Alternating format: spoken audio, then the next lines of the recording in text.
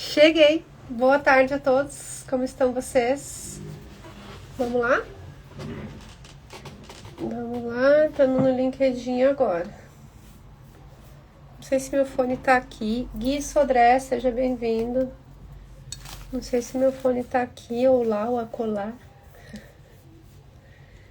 Tá aqui? Não sei onde é que tá meu fone. Vocês estão me ouvindo bem, gente? Israel, bem-vindo. Espero que sim. Deixa eu trazer o StreamYard pra cá. Oi pra galera do LinkedIn. E LinkedIn não vejo vocês, tá? LinkedIn não me mostra mais quem é que tá entrando. Então, por favor, mandem um oi, mandem um boa tarde, como está você? Que eu gosto de saber quem é que tá aí comigo. Vamos lá, gente. Vamos pro nosso terceiro episódio da 17ª temporada em que a gente tá falando sobre RH para startups, empresas de tecnologia. Tô muito feliz, gente, em fazer esse tema nessa temporada. Acho que tá nos dando um pouco mais da profundidade que eu posso transmitir para vocês e que eu sei que faz diferença aí para muito profissional, né? Faz diferença para os profissionais e faz diferença para quem atua nas empresas e que gostaria de ter um RH, uma equipe de gestão de pessoas mais direcionada, mais alinhada, sabe? Então, estou muito satisfeita em fazer essa conversa com vocês nessa temporada. Falamos na segunda-feira sobre como começar, como montar o RH da startup do zero. Na terça, falamos sobre cultura. Foi ótimo. Na segunda, eu me estendi demais no tempo, mas foi bom pra gente botar o papo em dia. Ontem eu consegui cumprir direitinho a nossa agenda de 15 minutos e passei a mensagem, sabe? Dei a letra, tá? Passei a mensagem e acho que foi uma conversa muito boa, vocês engajaram bastante, aí tinha bastante gente com a gente batendo papo aqui. Tô com 7% de bateria no celular, será que vai rolar? Vamos torcer para que role. E hoje a gente vai falar sobre contratação inteligente em tecnologia, que é o meu lugar. É onde eu posso falar com propriedade a respeito disso para vocês, porque desses 13 anos em tecnologia, de 2012, em RH, de 2012 para cá, 12 foram em tecnologia, né? 11, 12 em tecnologia. Fiz uma transição ali no meu segundo ano de RH já para atuar muito mais focada em tecnologia e naturalmente contratando muito. Então todas as ondas de novas tecnologias, o direcionamento do mercado de tecnologia para dados, a loucura de ter que contratar muita gente em dados, eu vivi na pele. Beta, seja muito bem-vinda. Então, acho que vai ser um papo muito legal que eu consigo passar com vocês com propriedade, porque dentro das sub-áreas do RH tem departamento pessoal, que é o mais tradicional, folha, benefícios, contratos, né? Essa parte legal do RH. DP, que é o DP, treinamento e desenvolvimento, gestão de performance, e recrutamento de seleção e outras coisas. Amanda, seja muito bem-vinda. Eu vou dizer para vocês que o meu forte é recrutamento de seleção. É o meu chão, é onde eu tenho mais compreensão de todos os processos e, como eu falei para vocês, horas de voo. Eu tenho muitas horas de voo em recrutamento de seleção. Então, sempre posso aprender mais. Estou aprendendo muito com a Andressa. Um beijo para a Andressa, que é a nossa nova recrutadora aqui na Uncover, que está fazendo um trabalho muito bonito em recrutamento. Aprendo um monte com ela. Mas tenho, assim, uma carreira muito sólida dentro da área de recrutamento. Então, hoje a gente vai falar sobre contratação inteligente em tecnologia sem queimar a caixa. E aí, queimar a caixa já é um termo muito de startup que eu quero trazer para vocês. Como que a startup se sustenta? Ou pela venda do seu próprio produto, prestação do seu serviço para o seu cliente, e aí pricing, que é a política de definição de preços, Cássio, seja bem-vindo, dentro das startups, é uma grande discussão e que eu gosto muito, mas que não é para hoje. Eu vou até anotar aqui para a gente falar sobre pricing quando a gente tiver a oportunidade, porque eu gosto muito desse assunto. O que que acontece? Às vezes a startup estabelece um preço abaixo do que ela tem de custo para ela entrar no mercado. Para entrar no mercado, o que que as empresas fazem? Promoção, cupom, desconto, sabe? Para mais empresas conhecerem, usarem, se tornarem dependentes daquela solução e a partir daí a empresa começa a repensar esse preço, né? Então, essa é uma das possibilidades da startup se financiar, através da venda do seu próprio produto ou da prestação do seu próprio serviço. A segunda forma da startup se financiar, Helena, seja bem-vinda, é através de investimentos. E que é um dos grandes temas de quem trabalha com startup é isso. E um dos grandes diferenciais para um profissional de RH que trabalha com startups, com empresas de tecnologia, é entender a respeito de como que funciona o investimento, de fundos de investimento e de outras origens dentro da startup, porque cada etapa em que entra a grana tem um nome, que a gente chama de rodada, é um round de investimento. Fábio, seja bem-vindo. E cada rodada de investimento tem um padrão de comportamento do preço que eu acabei de falar, da operação, do tipo de cliente e também das lideranças, dos funcionários, o que a gente vai investir em cada etapa, né? As etapas são investimento anjo, investimento seed, tem o Family and Friends, que é a família e os amigos que financiam, aquele bem no início lá, eu vou pedindo dinheiro pra galera e Family and Friends. Family and Friends, investimento anjo, investimento seed, e aí começam as rodadas com letra. Série A, Série B, Série C, Série D e por aí vai. As Big Techs, que foram unicórnio ali em 2021, 2022, as maiores que a gente tem no Brasil hoje. Oi, Fábio, seja bem-vindo. Eu tenho o Fábio Bispo, que está comigo aqui no Instagram, e tem o Fábio da Cruz, que está com a gente no LinkedIn. A minha Blade? Ah, não sei, filho, depois a mãe vê. Agora a mãe tá em live, tá? Como vocês sabem, essa semana eu tô sem rede de apoio, tá? Karen, seja muito bem-vinda.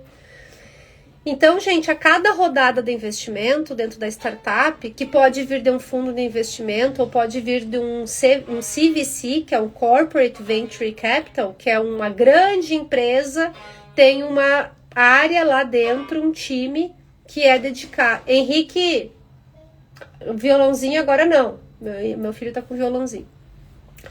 Dentro da grande empresa tem uma área, um time que é dedicada a pegar a grana dessa empresa e investir em startups que estão desenvolvendo soluções e tecnologia que podem ser positivas para essa empresa. Ano passado tivemos um baita deal. Oi, Yara, seja bem-vinda. Que a Visa comprou a Pismo. Pismo ou Prismo? Sempre acho que é Pismo. Visa compra.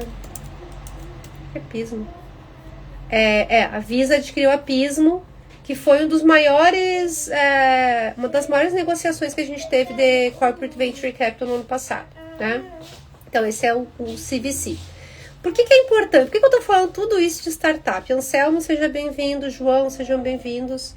Por que eu tô falando sobre tudo isso com vocês para falar de contratação em tech?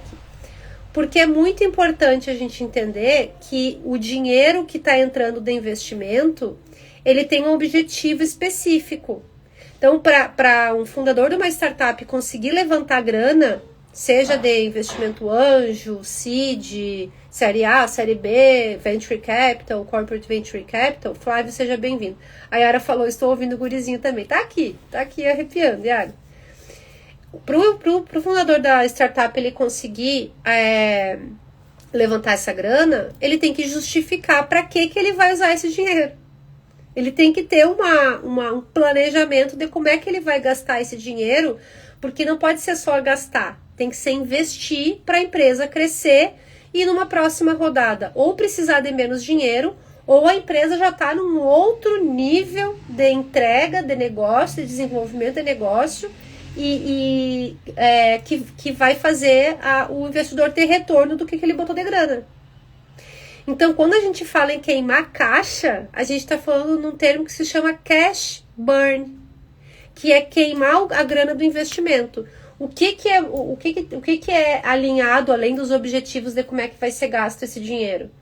Quanto desse dinheiro que vai ser gasto a cada mês e o que tem que ser atingido para gastar o próximo mês. Então, o investidor está sempre de olho. E está queimando mais caixa do que tinha nos prometido quando a gente investiu. Ou não está atingindo as metas que disse que ia atingir com o tempo e, sabe? É dessa forma que o investidor ele consegue avaliar a saúde do negócio para ver se ele vai continuar investindo ou para entender se ele vai ter retorno do dinheiro que ele colocou. 90% das startups não dão certo, quebram. Não conseguem validar o seu modelo de negócio. 90%. Imagina quanto dinheiro o investidor já perdeu porque botou numa startup que não deu em nada. Não foi à frente. Tá? E tem startups gigantes que recebem um monte de investimento, que até conseguem provar o seu modelo de negócio e que às vezes por um turnaround, uma reviravolta de operação, dá merda e a empresa termina. Vou dar um exemplo, WeWork, que abriu capital na bolsa, né? Fez a IPO, que a gente chama, na bolsa, como uma super promessa, um super potencial, com valor da ação altíssimo, e em menos de um ano decaiu muito e tá fechando, né? Eu recebi esses dias, como eu faço parte da comunidade da WeWork, eu recebi um e-mail esses dias dizendo que o WeWork da Rua Purpurina, que fica aqui em São Paulo, na Vila Madalena, ia funcionar só até não sei que dia e depois ia fechar. O WeWork já começou a fechar suas unidades. Lu, seja bem-vindo. Falei tudo isso para falar sobre a contratação em tecnologia. Ela tem que ser muito inteligente. Não é só queimar dinheiro. Não é só porque o investidor botou dinheiro em mim que eu vou gastar esse dinheiro até não aguentar mais. Até porque acontece muito da gente fazer uma proposta para um profissional, para ele vir de uma outra empresa para a startup em que a gente está atuando. A gente tem grana para pagar esse cara por 16 meses, 18 meses, 1 ano e meio. Depois, se o negócio não der certo, eu não tenho mais dinheiro para pagar para esse cara. E aí acontece muitas vezes das pessoas terem lá várias experiências. Vocês me perguntam muito isso, vocês como candidatos me perguntam muito isso. Ai, Maria, é ruim ficar pulando de uma empresa para outra? Cara, às vezes não é por tua causa que tu pulou de uma empresa para outra. É porque tu tava numa startup que tinha 18 meses de caixa para te pagar. Depois desses 18 meses, a empresa não conseguiu, não deu certo, não foi à frente. Ai, gente, vou ter que pegar meu carregador. Tamo com dor. Filho, pega o carregador da mãe, por gentileza. Eu tenho 2 carros. Depois eu vejo os seus carros. Pega o carregador pra mim, por favor, que a mãe tá com 2%. Tô com 2% de bateria, gente. Se eu não colocar vocês na tomada agora, daqui a pouquinho eu tô fora. Deu os 18 meses, a empresa não deu certo, acabou, e daí? E daí tu tem que ir pra outra. Acontece. Obrigada, filha. Desculpa. Acontece situações como essa. Mas posso pouco de cocô? Pode, a mãe já atende você. Então, paciência, sabe? Também tem, os recrutadores também têm que ter esse entendimento. Rafa, seja muito bem-vindo. Beleza, gente, vocês entenderam por que eu falei de cash burn? Por que eu construí todo esse raciocínio com vocês a respeito das rodadas de investimento, biriri, bororó? Porque a contratação em tecnologia tem que ser inteligente, tem que ser contratação que se sustente com o tempo, que passe os 18 meses, mas eu ainda tenho lastro para manter esse cara no meu time. Porque é muito ruim tu contratar uma pessoa, tirar ela do lugar que ela tá lá, bonitinha, confortável, feliz da vida, e bateu 18 meses e fala, desculpa, acabou. Que é processos que a gente viveu muito nos últimos 2 anos e meio, porque de 2022 para cá, quase 1 milhão de pessoas foi demitida em tecnologia no mundo, nos layoffs que vocês acompanharam, nas demissões em massa. O Israel falou que mandaram um gerente da empresa dele embora esses dias e que pode ser isso. Pode ser, Israel. Pode ser que não tiveram mais grana para sustentar esse cara. Isso acontece em qualquer empresa, tá, gente? Eu tô falando de startup tecnologia, que é meu chão aqui, onde eu tenho conhecimento e propriedade para falar com vocês.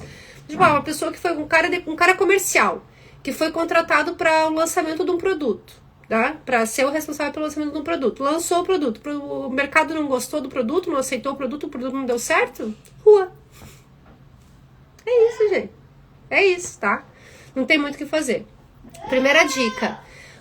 Vou falar a primeira dica, vou ir falando com vocês e vou atender meu filho ao mesmo tempo, porque aqui a gente é multitask. Valide as dores reais antes de abrir uma vaga. Por que a gente tem que falar sobre isso? Sobre validar dores reais? Porque no calor do momento, e só vai me ouvir quem está no fone, né? Eu não sei se meu fone está conectado no celular ou no LinkedIn. Então, peraí, gente. Já volto aí. Segura que a gente juntos a gente faz funcionar. Eu conto com vocês com a compreensão das férias escolares. Tá? Das férias escolares que a gente tem que fazer funcionar. Que semana, né, gente, pra voltar de férias com vocês. Mas é que eu tava com saudade. Eu falei, a gente dá um jeitinho de você faz as coisas. Eu sou maluca, vai dar certo porque eu sou doida, eu sempre faço funcionar. Beleza, gente?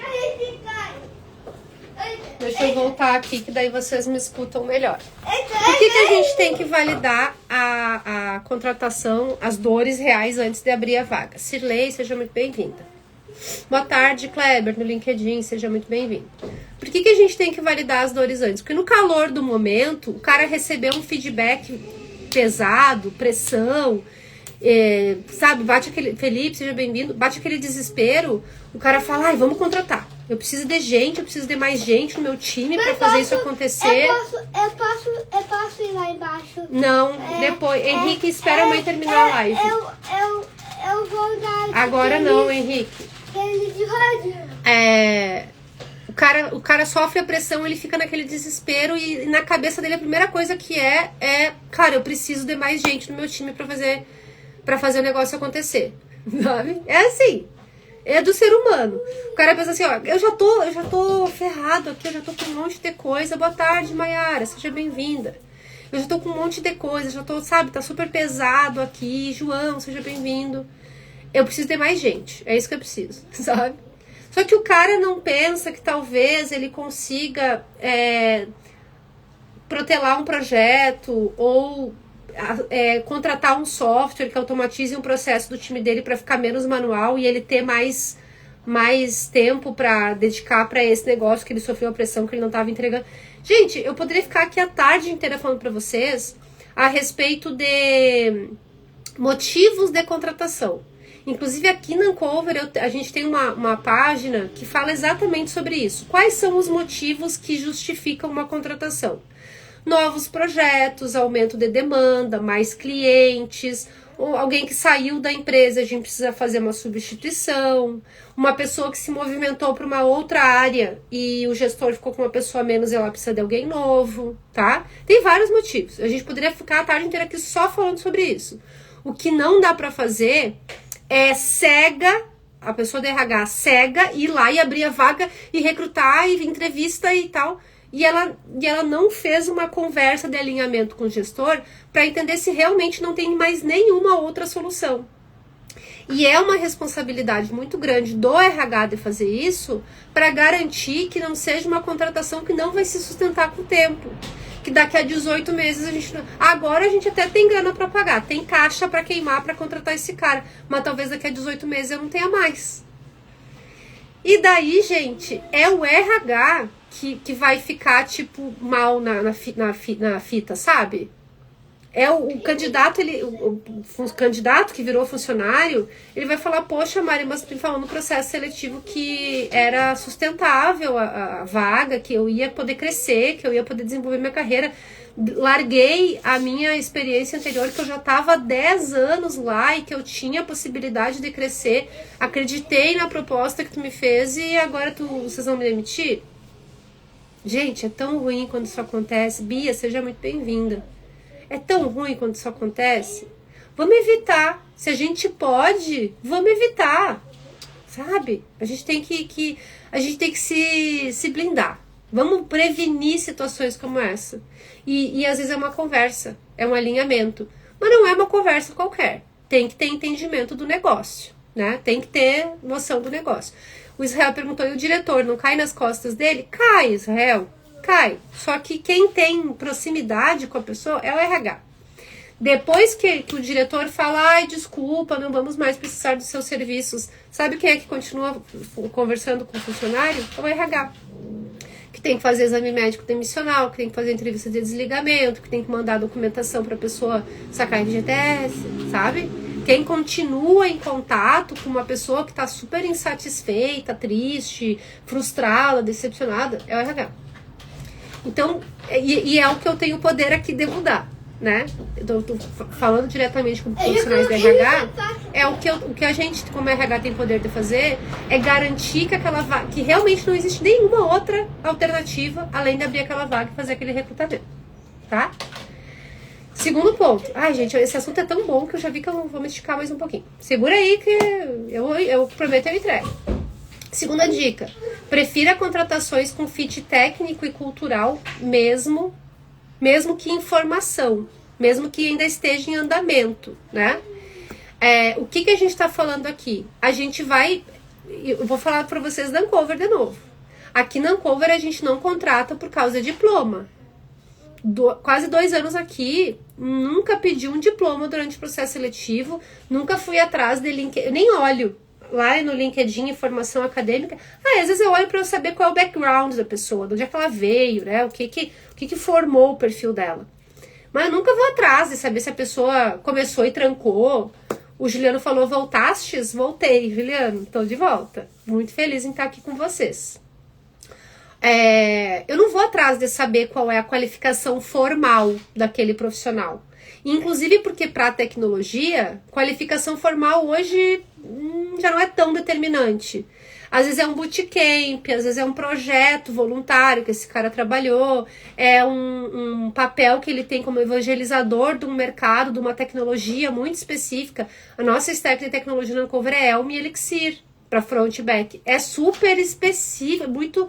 Não é uma tecnologia popular, né? Não é uma stack de tecnologia tão popular assim. Então, os caras que são evangelizadores dessas duas linguagens de programação do nosso mercado são caras super relevantes para mim. Isso é fit técnico. Às vezes, tu ser uma referência, tu ser criador de conteúdo de uma tecnologia é muito mais fit técnico do que qualificação formal. André, seja bem-vindo. Já leio teu comentário, Selma.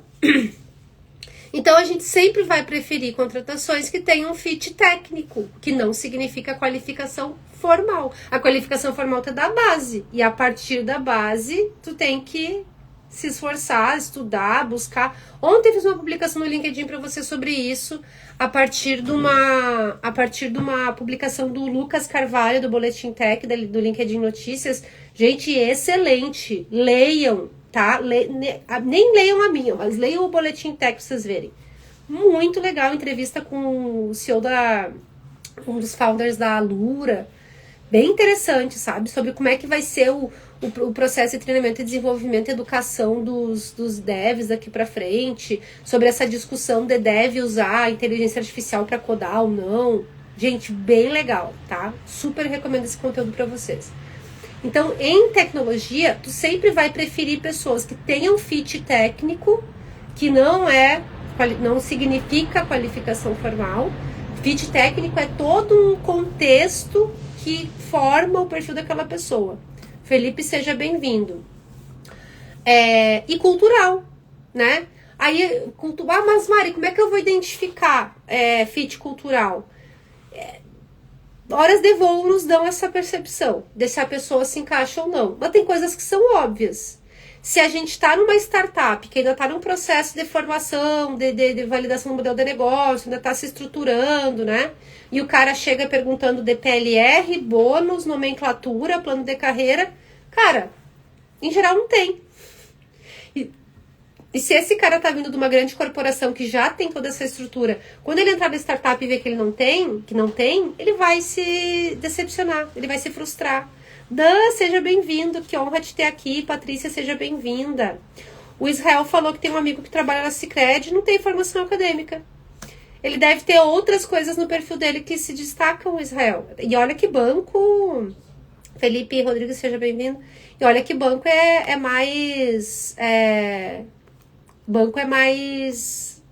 rigoroso a respeito disso, né? Isso é fit cultural. Tem fit cultural com uma startup que ainda não está estruturada nesses processos de carreira. Contratar uma pessoa que está habituada com isso pelas empresas anteriores? Não tem.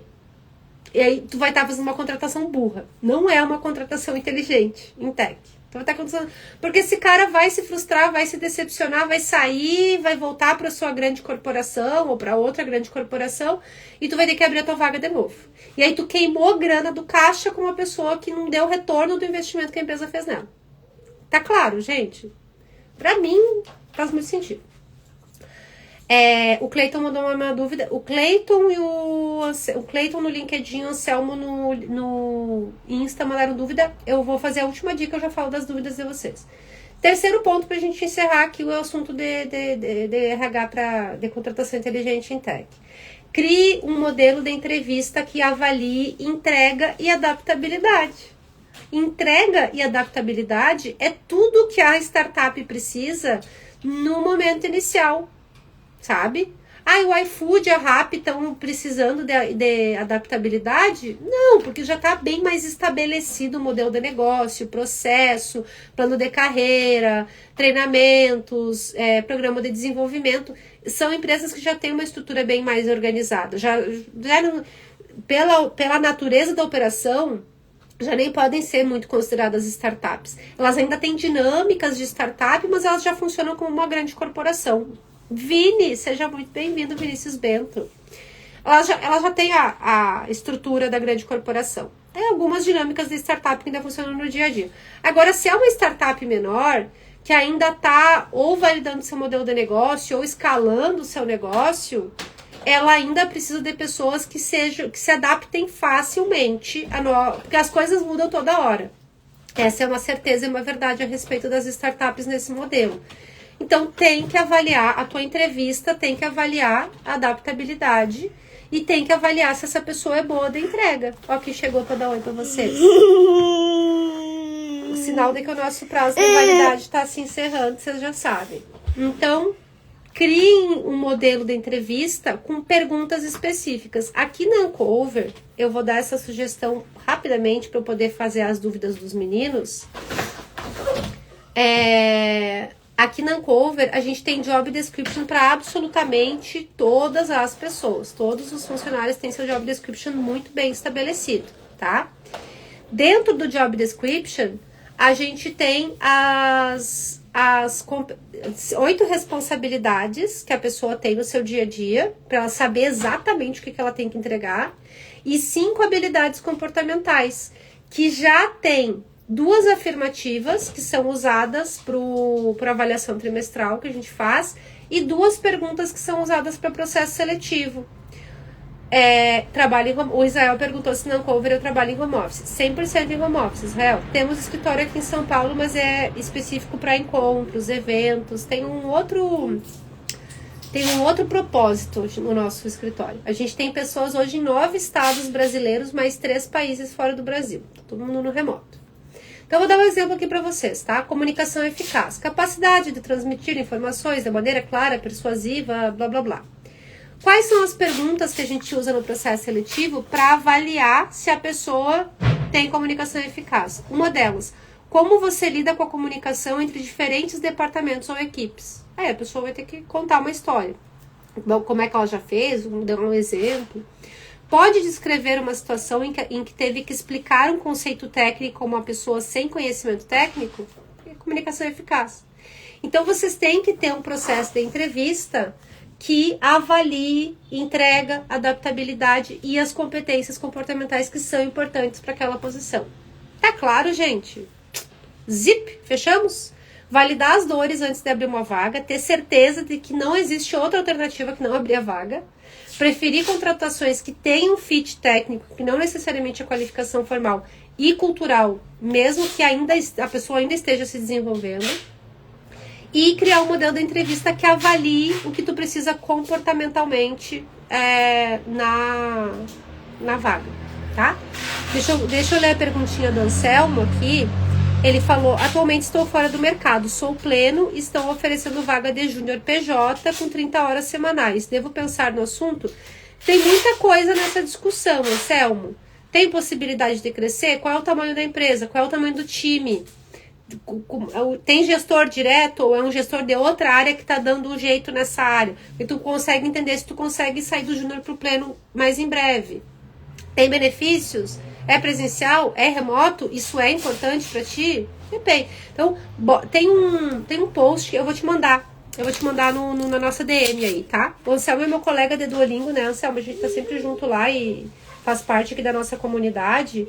Eu vou te mandar uma tabela com é uma tabelinha mesmo. Aí tem assim, o que e qual é a importância disso pra ti. Aí tu vai circular o que é mais importante pra ti e aí tu consegue tomar uma decisão melhor. Eu vou te mandar, vai ficar bem mais claro pra te entender. Eu vou botar nos stories pra vocês, tá? Eu já falei sobre isso anteriormente. Eu vou tentar fazer um story pra explicar isso pra vocês de uma forma mais clara. Cleiton falou: boa tarde, me tira uma dúvida, Mari. Tenho 2 tipos de currículo, começando com a minha introdução sobre mim e o segundo iniciando com a minha experiência e outras sessões. Qual você acha mais válido no dia de hoje? Cleiton, qual é a tua área de atuação? Acho que se eu clicar aqui agora em ti, eu saio do evento, então eu não consigo ver o teu perfil. Se for tecnologia, tiro sobre mim. Se for outras áreas, aí depende, tá? Mas o que eu vou dizer pra ti? Eu nunca leio o sobre mim, de ninguém. Eu não leio, gente. E sabe por que eu não leio? Porque normalmente o que a gente escreve no sobre mim já tá nos outros itens. O que a gente escreve? Eu sou a Mariana, eu sou formada em administração, tenho MBA em RH, me especializei em fusões e aquisições. Tudo isso já tá nos outros itens. Trabalho com empresas de tecnologia, startups há tanto tempo. Se a pessoa ler meu perfil, ela vai ver exatamente isso. Então, eu não gosto do sobre mim. Eu sempre tiro sobre mim, tá? Pode botar assim uma frase, 2 frases, só pra ficar visualmente mais organizado. Bota assim, ó. Sou profissional da área de gestão, no meu caso, tá? Sou profissional da área de gestão de pessoas com foco em startups e tecnologia. Estou buscando oportunidades de XYZ. Só isso eu colocaria. Tipo, mais objetivo profissional do que o sobre mim. Porque o sobre mim é o que tu vai escrever nas outras sessões do currículo. Entendeu, Cleiton? Deixa eu mandar pra vocês. Eu não vou conseguir abrir agora, mas eu vou botar assim que eu encerrar aqui. Eu vou botar pra vocês os meus modelos de currículo, tá? Eu tenho 2 modelos gratuitos de currículo pra vocês. Tô no meu Drive. Eu vou botar o link nos comentários do evento do LinkedIn pra vocês verem, tá? E no meu Instagram tá na minha bio, no meu, aquele coisa ali que fica vários links. A tecnologia tira, Cleiton, bota só objetivo. Ao invés de sobre mim, bota objetivo profissional. Tem vários, aquele Linktree, o Linktree que tem vários links, tá na minha bio do Instagram, meu Linktree, e tem os modelos de currículo lá. Mas eu vou botar aqui nos comentários do evento do LinkedIn também. Chega, gente! Eu falo que é 15 minutos e eu fico 35 aqui falando com vocês. Chega. Tá bom, tá excelente. A gente se vê amanhã. Pra que isso, né? A gente vai se ver todos os dias. Sabe o que a gente vai falar amanhã? Como estruturar o processo de onboarding sem complicar. E eu vou falar pra vocês o nosso modelo da Uncover, que é sucesso, tá, gente? Sucesso. 100% de satisfação. Ninguém levou o dinheiro de volta porque é bom pra caramba. Como sempre, um prazer imenso estar com vocês. A gente se vê amanhã, 13h, para falar sobre processo de onboarding. Bom? Muito obrigada, gente. Valeu!